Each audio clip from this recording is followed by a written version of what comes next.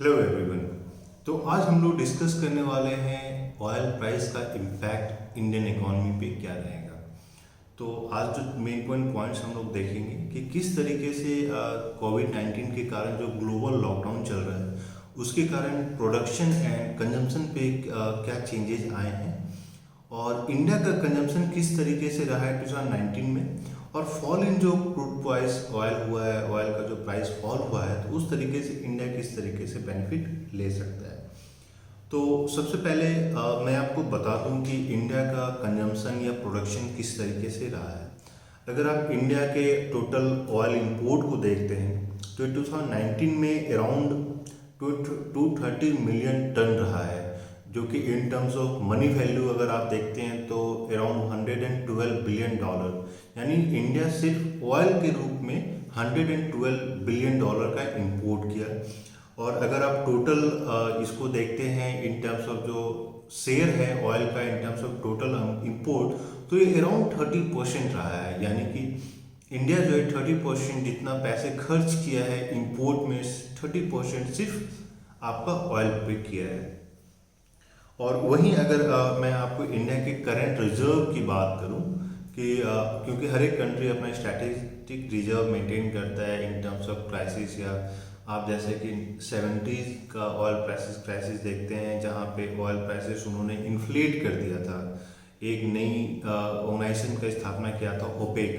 Organisation for petroleum exporting countries, और उन्होंने सारे जो प्राइसेस हैं ऑयल प्रोडक्शन का और ऑयल ट्रेड का, उन सबको कंट्रोल करने की कोशिश की, तो ऑयल प्राइसेस जो बहुत ज़्यादा सर्ज हो गया था। तो उसके बाद हर एक कंट्री अपना अपना स्ट्रैटेजिक रिजर्व मेंटेन करने लगा इन टर्म्स कि अगर मान लीजिए सर्ज होता है तो वो किस तरीके से विदाउट इंपोर्ट भी चला लेगा। अगर आप इंडिया के इंपोर्ट की बात करते हैं तो इंडिया के पास जो स्ट्रैटेजिक रिजर्व प्लस जो रिफाइनरीज के पास जो रिजर्व है, दोनों को अगर मिला के चलते हैं तो इंडिया के पास sufficiently around max to max 70 to 75 days का ही रिजर्व है। यानी अगर मान लीजिए इंपोर्ट जीरो हो जाता है तो इंडिया फिर भी 75 डेज तक चल जाएगा। जो इंडिया का पर डे डिमांड है ऑयल का, वो 75 डेज तक चल जाएगा। लेकिन अगर इन टर्म्स ऑफ मान लीजिए हम लोग देखते हैं कि इंडिया कितना ज़्यादा डिपेंडेंट है इन टर्म्स ऑफ इंपोर्ट, तो अगर आप 2019 का देखिएगा स्टैटिस्टिक्स, तो as per the government statistics around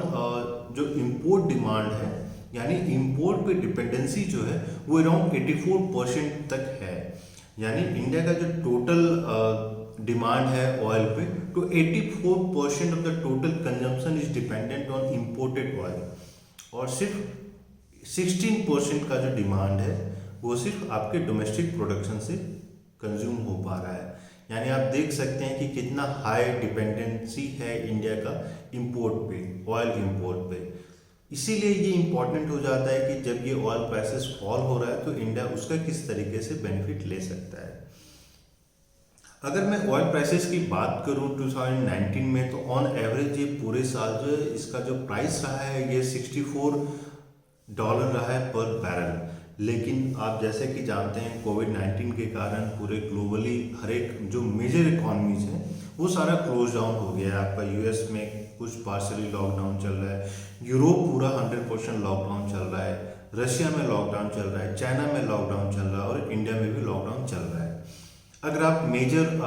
oil consuming countries को देखते हैं तो उसमें यूएस सबसे ऊपर आता है, और यूएस का जो टोटल कंजम्पशन है वो around 20% of the world consumption है। वहीं अगर आप चाइना की देखते हैं तो वो यूएस से कम है, और इंडिया का सिर्फ 4% ऑयल कंजम्पशन है in terms of share of, अगर आप वर्ल्ड के टोटल ऑयल कंजम्पशन के शेयर को देखते हैं। और सिर्फ 4% पे भी इंडिया थर्ड नंबर पे आता है in terms of the economies which are consuming oil. तो ये तो हो गया आपके इंडिया के बारे में। और अभी लेटेस्ट अप्रैल के महीने में जो आपकी यूएस की एजेंसी है एनर्जी इंफॉर्मेशन एडमिनिस्ट्रेशन, उन्होंने एक रिपोर्ट रिलीज किया। उस रिपोर्ट पे ये कहा गया है कि अभी जो ग्लोबली जो अगर आप 19 का देखते हैं स्टैटिस्टिक्स, तो जो ग्लोबल पर डे प्रोडक्शन रहा था वो 100 मिलियन बैरल पर डे का प्रोडक्शन रहा था। वहीं अगर आप कंजम्पशन को देखते हैं तो टोटल कंजम्पशन का जो प्रोडक्शन डिमांड रहा है वो आपका 98 मिलियन बैरल पर डे रहा है। तो फिर भी आप देख पाएंगे कि 2 मिलियन बैरल पर डे का हर एक अगर आप टोटल सरप्लस को देखते हैं तो टोटल सरप्लस आपका 2 मिलियन बैरल रहा है।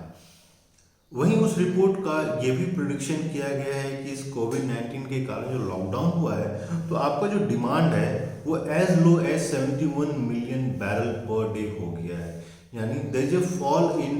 और यू कैन से कि एक रिजर्व या सरप्लस प्रोडक्शन जो हो रहा है वो 29 मिलियन बैरल पर डे हो रहा है, और ये बहुत ही ह्यूज है। आप जैसे कि जानते हैं बहुत सारे इकोनॉमीज ऐसे हैं जो 100% ऑयल एक्सपोर्ट डिपेंडेंट कंट्रीज हैं। उसमें सऊदी अरेबिया, ईरान,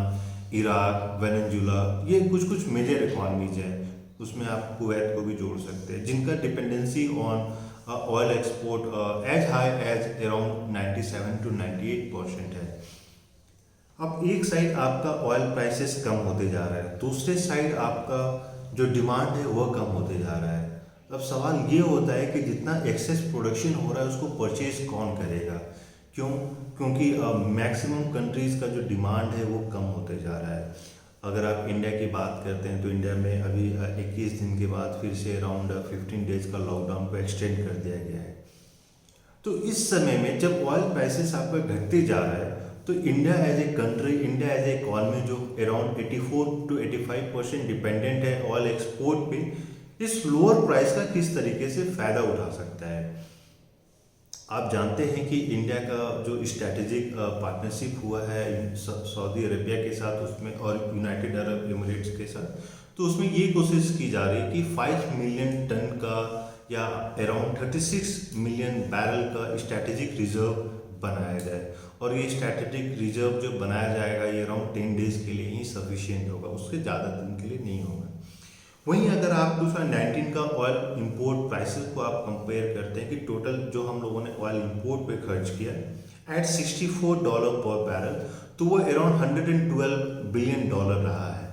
और अगर हम उतना ही मेंटेन कर पाते हैं, यानी अगर हम कंजम्पशन को कम नहीं करते हैं और अगर हम 230 मिलियन टन, या आप बोल सकते हैं कि अगर उतना ही इक्विवेलेंट जितना हम 2019 में इंपोर्ट किए थे,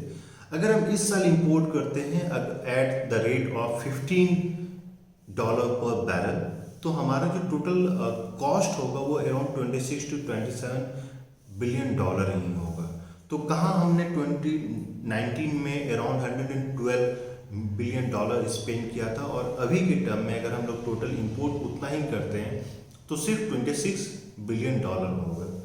तो स्ट्रैटेजिकली किसी भी कंट्री के लिए इम्पॉर्टेंट है कि हम जो है जल्द से जल्द अपना इंपोर्ट कैपेसिटी को इंक्रीज कर दें, सो दैट कि जितने जो मेजर इकोनॉमीज हैं जो अभी ऑयल प्रोड्यूस करते जा रहे हैं और उनके पास एक लिमिटेशन हो गया है in terms of capacity to store oil, क्योंकि अगर सेल नहीं कर पा रहे हैं तो उनका जो सरप्लस अमाउंट है, जो इन्वेंट्री है, वो बढ़ते जा रहा है और उनके पास कैपेसिटी भी नहीं है जो स्टोर करने के लिए। तो उस कंडीशन में इंडिया के लिए इम्पॉर्टेंट है कि वो सारे ऑयल को इंपोर्ट कर ले एट चीपर प्राइसेस। लेकिन ये भी देखना पड़ेगा कि इंडिया के पास स्टोर करने का कितना कैपेसिटी है। अगर इंडिया के पास भी स्टोर करने का कैपेसिटी नहीं है तो फिर ये जो फॉल इन ऑयल प्राइसेस हुआ है इसका कुछ मेजर बेनिफिट इंडिया नहीं उठा पाएगा, क्योंकि प्रिडिक्शन ये भी किया जा रहा है कि थर्ड क्वार्टर तक या सेकेंड क्वार्टर तक ऑयल प्राइसेस जो है फिर अराउंड $40 to $50 पर बैरल हो जाएगा। उस केस में इंडिया जैसे कंट्री जो कि डिपेंडेंट है, ह्यूजली डिपेंडेंट है ऑयल इंपोर्ट पे, उसको कुछ कुछ बेनिफिट तो मिलेगा। मान लीजिए वो ऑयल इंपोर्ट 2019 के बाद 20 का अराउंड $100 बिलियन या उससे भी कम हो जाए, लेकिन जो मेजर फ़ायदा होना चाहिए था, जो बड़ा अपॉर्चुनिटी गेन जिसको हम बोलते हैं, वो अपॉर्चुनिटी को उठा नहीं पाएगा इंडिया, क्योंकि हमारे पास भी लिमिटेड कैपेसिटी है ऑयल को रिजर्व के रूप में स्टोर करने का। जो दूसरा एक सोचा मैंने कि जो आपसे डिस्कस करूं वो है आपका पब्लिक एंड प्राइवेट जो कंजम्पशन है ऑयल का।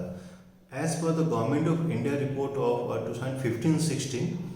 Around 80% of the total oil consumption जो होता है, या आप ये बोल सकते हैं जो पेट्रोलियम प्रोडक्ट कंजम्पशन होता है, ये पब्लिक सेक्टर के द्वारा किया जाता है। और वहीं जो प्राइवेट सेक्टर है वो सिर्फ 20% कंज्यूम करता है, और मोस्ट ऑफ द कंजम्पशन जो है वो ट्रांसपोर्टेशन में जाता है। अब लॉकडाउन के कारण ये भी देखना है कि प्राइवेट सेक्टर तो आपका 100% जीरो हो गया है, लेकिन पब्लिक सेक्टर आपका किस तरीके से अपने डिमांड को कंट्रोल कर सकता है, क्योंकि अगर पब्लिक सेक्टर डिमांड को कंट्रोल नहीं कर पाएगा तब भी हमारा जो टोटल इंपोर्ट का जो टोटल वैल्यूएशन है वो कम नहीं हो पाएगा। फॉर एग्जांपल कि अगर मान लीजिए कि 200 अगर हम लोगों ने इंपोर्ट किया है इस साल 20 में 200 मेट्रिक टन अगर हम लोग इंपोर्ट करते हैं तो उसका 80% अराउंड 160 मेट्रिक टन हो जाता है, और उसमें भी इंडियन इकॉनमी को ज़्यादा फ़ायदा नहीं होगा। तो ये इम्पॉर्टेंट है कि हम लोग अपना पब्लिक कंजम्पशन भी कम करें, और उसके साथ साथ स्टोर करने की जो कैपेसिटी है, स्टोरिंग कैपेसिटी, उसको किस तरीके से इन्हांस करें। और अगर हम लोग ये दोनों कर पाए तभी इंडिया जो है आने वाले टाइम में जो फॉल इन क्रूड प्राइसेस है उसका बेनिफिट उठा पाएगा। ये इम्पोर्टेंट इसलिए भी है क्योंकि एक साइड जहाँ पे आपका जो डिमांड है ग्लोबल इकॉनमी में वो कम होते जा रहा है, और मेजर इकॉनमीज को सरवाइव करने के लिए जो ऑयल प्रोड्यूसिंग इकॉनमीज है उनको सरवाइव करने के लिए उनको तेल तो बेचना ही पड़ेगा। अगर वो ऑयल प्राइसेस अगर स्लैश हो रहा है लेकिन फिर भी उस केस में भी उनको ऑयल सेल करना पड़ेगा, नहीं तो उनकी इकॉनमीज पे जो उनकी जो इकॉनमी का जो इनकम है वो बहुत कम हो जाएगा। तो इस केस में इंडिया के लिए बहुत ज़्यादा इम्पॉर्टेंट हो जाता है कि वो मेजर इकॉनमीज के साथ पहले ही एडवांस प्राइसिंग के साथ ही नेगोशिएट कर लें। फॉर एग्जांपल अगर मान लीजिए कि इराक के पास या कुवैत के पास या वेनेजुएला के पास वो लोग ऑयल प्रोड्यूस करते जा रहे हैं लेकिन उनके पास कोई परचेजर नहीं है, या मान लीजिए कोई मेजर इकॉनमी नहीं है जो डिमांड कर रहा है, तो उस केस में इंडिया को पिचिंग करना चाहिए और एक नेगोशिएटिंग प्राइस पे आ जाना चाहिए कि हम आने वाले 1 साल 2 साल 5 साल में हम इस प्राइसेस पे आपका ऑयल परचेज करते चले जाएंगे। उस केस में क्या होगा कि इंडिया के पास भले ही अभी के लिए रिजर्व नहीं है, लेकिन हम नेगोशिएट करके जो फ्यूचर ऑयल प्राइसेस का जो इंक्रीज होगा या हाइक होगा हम उसको कंट्रोल कर पाएंगे। तो ये भी एक इंडिया एक्सप्लोर कर सकता है कि किस तरीके से उनकी वल्नरेबिलिटी को हम अभी के टाइम में कंट्रोल करें। फॉर एग्जांपल अगर वेनेजुएला के पास आज के डेट में पैसे नहीं है क्योंकि वो ऑयल सेल नहीं कर पा रहा है, तो इंडिया उसके ऑयल को परचेज कर लेगा या फिर ये बोल देगा कि आपका जितना भी प्रोडक्शन होगा हम उसको परचेज कर लेंगे, लेकिन फ्यूचर में भी आपको इसी प्राइस पे ऑयल सप्लाई करना पड़ेगा इंडिया को। लेकिन ये देखना पड़ेगा कि बार्गेनिंग पावर किसके पास ज़्यादा है, इंडिया के पास इन टर्म्स ऑफ कंजम्पशन या वेनेजुएला के पास इन टर्म्स ऑफ प्रोडक्शन। कुछ इकॉनमीज जो फॉर एग्जांपल रशिया हुआ, यूएसए हुआ, सऊदी अरेबिया हुआ, उन्होंने अपने प्रोडक्शन को कट करने का अनाउंसमेंट किया है, लेकिन अब देखना ये भी है कि उनका प्रोडक्शन कट करने के बाद फिर भी कितना हो रहा है, डिमांड सप्लाई का इम्बैलेंस कितना हो रहा है, और वहाँ पे small economies like Kuwait, Iran, Iraq, Venezuela किस तरीके से अपने इनकम को सपोर्ट करने के लिए प्रोडक्शन जारी रखता है।